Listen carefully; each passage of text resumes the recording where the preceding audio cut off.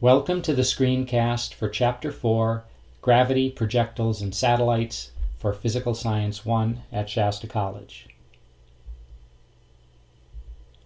A few thousand years ago, the philosopher-thinkers like Aristotle believed that the stars and the planets and the moon moved in sort of divine circles and they were free from any kind of earthly influence or any forces from the earth.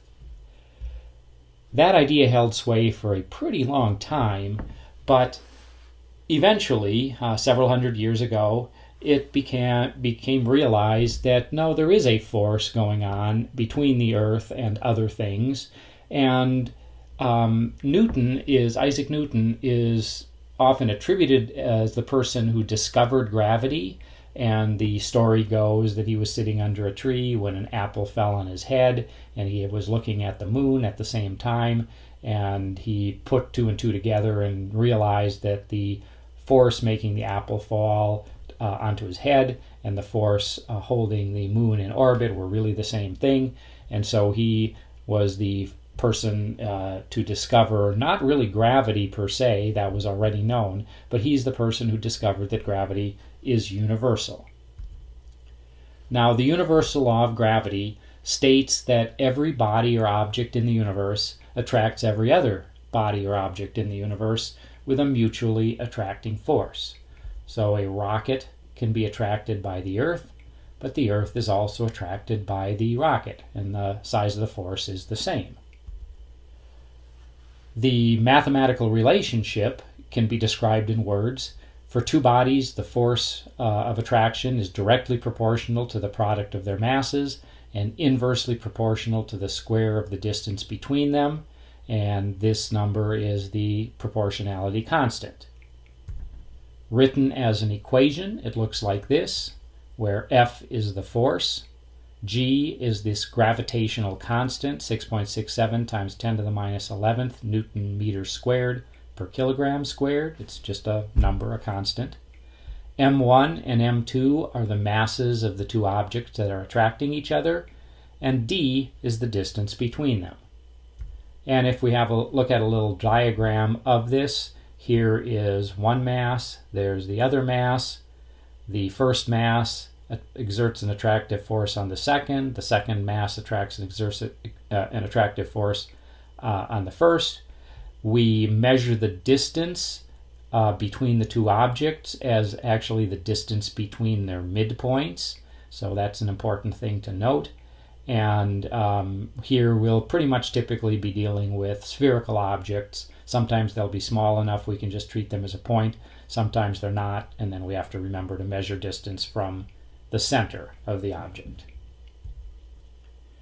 This law of universal gravitation, is what's known as an inverse square law between gravity, the gravitational force, and distance. So force and distance here have an inverse square relationship. In words, what this means is the farther an object is from, let's say, Earth, the less the gravitational force on the object. No matter how great the distance away, gravity is going to get closer and closer and closer to zero, but it never quite reaches it, and it does so in a squared manner. And one way that you could kind of visualize this and think about it is, imagine you have a can of spray paint, and you're going to spray something and you're some distance away, let's say a foot. Well, when you spray for a little bit, it'll make some paint thickness on the surface of that object, and it's going to have a certain thickness, let's say we'll call it 1 layer thick. And then as we go farther away, so let's say maybe now 2 feet away, the paint's going to spread itself out, and if you see how it spreads itself out, it's going to spread itself out into not one of these unit areas that we have at a foot, but actually 4 unit areas. It'll get twice as wide and twice as tall, so 2 squared is 4. And so now we have the same amount of paint spread over 4 times the area, so it's only going to be a fourth as thick. So we have a 4th layer thick. So if we go another foot, we now have gone 3 feet instead of 1 foot, and by tripling the distance away, we've made it 3 times as wide and 3 times as tall. And so what that means is we have 3 squared or 9 units of area. And what that means is we're 1/9 as thick as we were before. If we keep on going 1 more foot, I hope you get the pattern now. We now have 4 times the height and 4 times the width. Sorry, my lines aren't that super straight here. And so what we end up having is 16 or 4 squared area units covered, and it is now 1/16 as thick. Now, what's the force of gravity on an object on the surface of the Earth? Well, imagine we have some person, let's say, standing on the surface of the Earth. To determine the force of gravity on that object, we use the law of universal gravitation. And we'd have to look up a few numbers. We have to note that we're going to measure the distance from the center of the Earth to where the person's standing on the surface of the Earth. So the distance here is actually the radius of the Earth. G is the constant we've seen before, and one of these masses is going to be the mass of the Earth, and the other mass is going to be the mass of, let's say, the person. So if we put in some values that we know or look up, gravitational constant, 6.67 times 10 to the minus 11th Newton meter squared per kilogram squared, big old mouthful of a number. The mass of the Earth is about 6.0 times 10 to the 24th kilograms, and we'd like this to be in kilograms for units. M here simply represents the mass of whatever object it is we're talking about. In other words, the person, let's say, right here. And then the radius of the Earth is 6.4 times 10 to the 6th meters, and that gets squared. And when we do the calculation, we get 9.8. And notice when we do our unit cancellations, we're going to have some stuff cancel out. We have to remember that Newton is a kilogram meter per second squared, so a number of things are going to cancel. You might want to try that and see if you get the same thing here. And we end up with 9.8 meters per second squared times the mass of whatever object or person we're dealing with. This is kind of interesting. We've seen this number before. That's the acceleration due to gravity. We often round it off to 10 and use that for simplicity in calculations, but it's actually about 9.8. And then if we had some specific situation, like let's say we had a person who weighed, and let's just make this simpler here, let's just call this 10 for approximation purposes, meters per second squared. And we have a person who weighs, let's say 70 kilograms. Then we have 10 times 70, which is 700. And meters times kilogram per second squared is the same as a Newton. And so we can determine the mass of a 70 kilogram person, let's say, on the surface of the Earth as being 700 newtons. So this we've done before, but this is showing you where it comes from. Now, weight is the force that's exerted against some sort of a support, like a floor, or if you're standing on a scale and you can actually measure the weight. But if you're not supported by anything, then it doesn't feel as if you have gravity acting on you, and you have this sensation that we call weightlessness. And the classic example of weightlessness, of course, is an astronaut out in space here near the space station. And a more prosaic example is if you've ever ridden on an elevator. Well, if you stood on a scale in the elevator, it would register your normal weight if the elevator was stationary.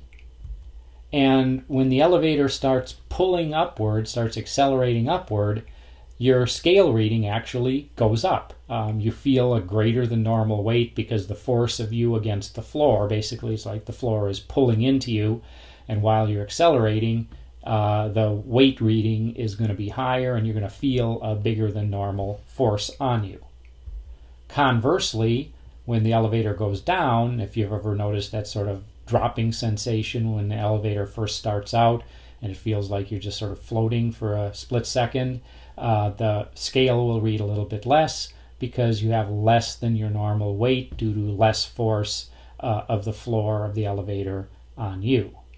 And then, of course, if the cable to the elevator were cut, then the elevator would fall. You'd fall at the same rate, at 10 or so meters per second squared for your acceleration, and you'd feel weightless until you hit the ground, which would be a rather stunning experience.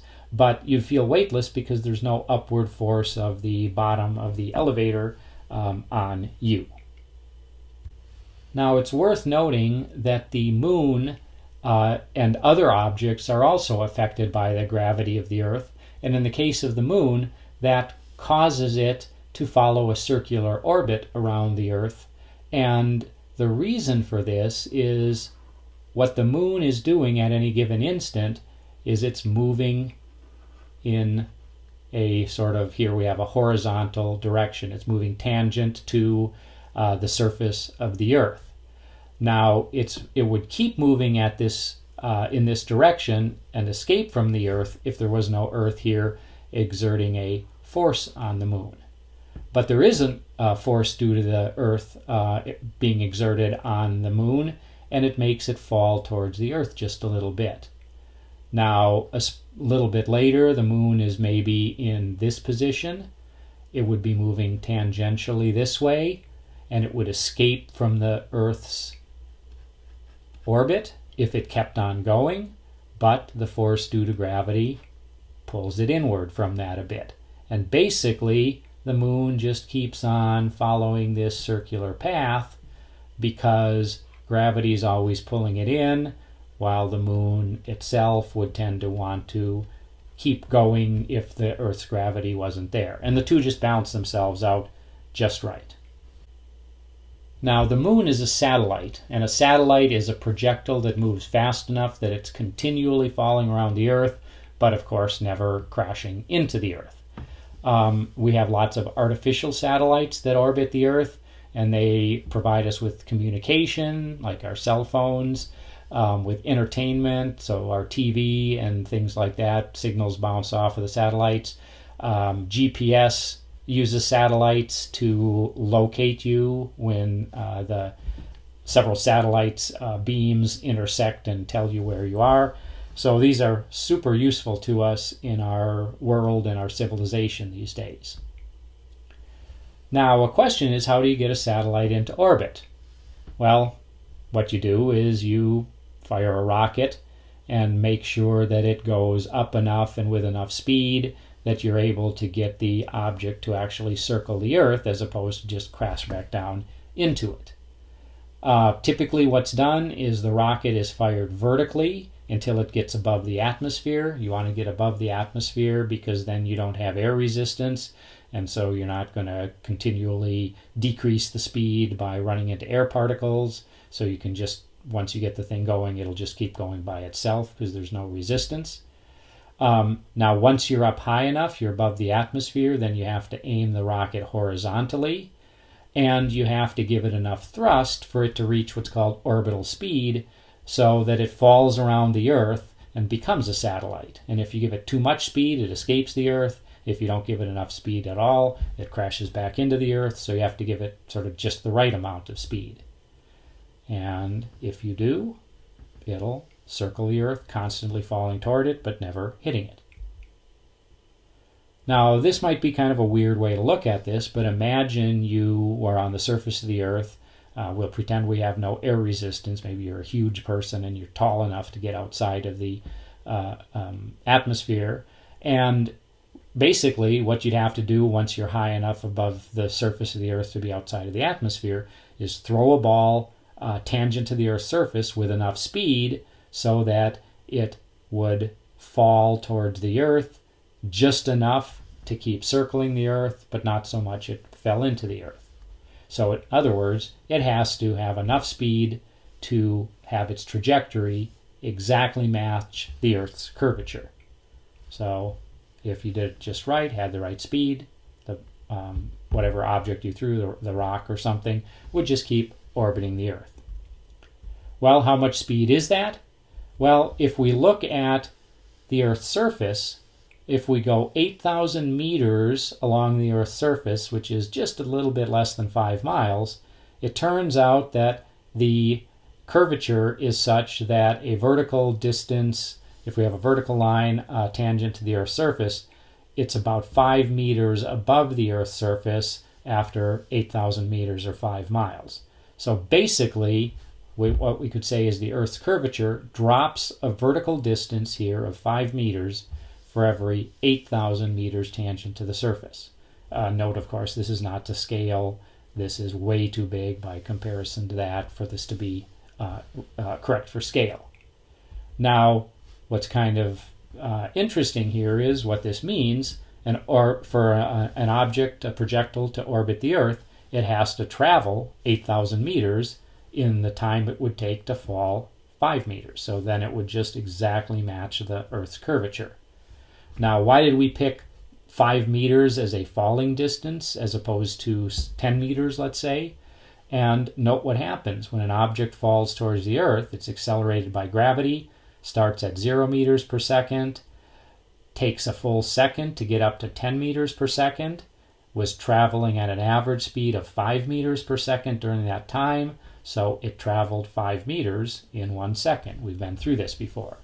So, since the object falls 5 meters in 1 second, and it's traveled 8,000 meters horizontally in that time, its speed is 8,000 meters per second, almost 5 miles per second.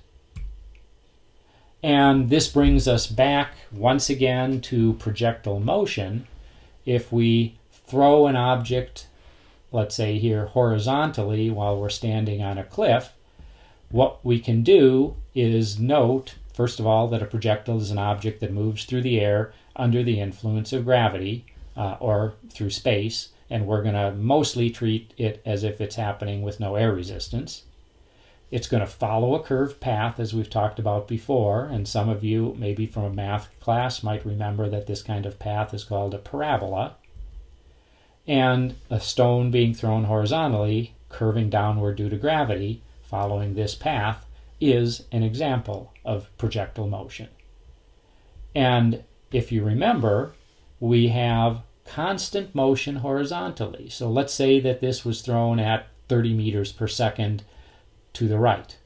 Then it's going to travel 30 meters horizontally in the first second, another 30 meters in the next second, another 30 in the second after that, etc. It's going to have constant motion horizontally, constant speed horizontally, if there's no wind resistance or air resistance, or if we can discount that.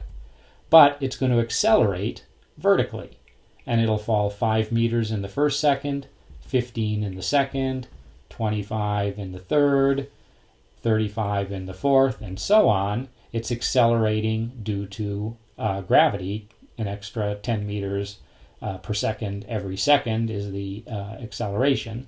And note that we can treat the horizontal motion and the vertical motion independently.